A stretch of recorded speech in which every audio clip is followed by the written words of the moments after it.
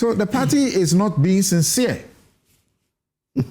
Well, I think you are not wrong in coming to that conclusion about selective responses to misconduct and selective responses to some of these attacks. Yes, some may have been sanctioned, but others too may have just been allowed to go scot-free. And if you do that, then the fear and the threat for implosion or disunity, or the threat of making things difficult for them to come together after the election becomes so real.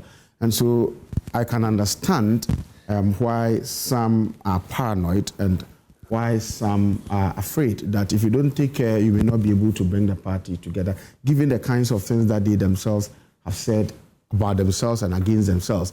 And then the kind of fodder that would be thrown to also into the body politic when the real national election is going to be conducted. Samson, I see this contest coming on 31st as a contest between science, whether methodologically flawless or sacrosanct, and prophecy, whether false or exact. A contest between science and prophecy. Why do I say so? Yes. Which one is the science? Well, let me develop the point. I said I see the contest, what is going on as a contest between science and then prophecy. I've followed Musa Dankwa. I followed his posts in the lead up to the 2024 elections. He was the only one proving right. He was described as a Lotto forecaster, and there were a lot of derogatory terminologies and descriptions that were tagged or labeled, on him, but he was proven right, and he's been consistent following that. But I've also seen some very calm, quiet, revered prophets who ideally would not speak.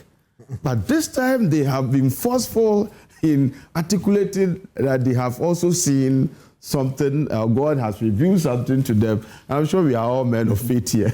And even NPP people, they get a vision for. Most of the time, the prophecies are on NPP contest. Well, so he's also come out forcefully, and then so I kept asking myself that, well, this man doesn't really speak.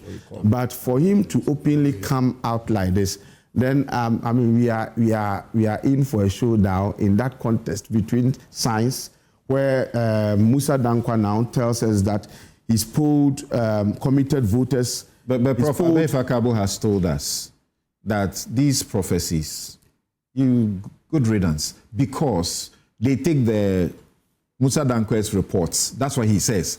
They take them and then they go and see this professor and say, this is how it is going. So go and say it. And they go say it.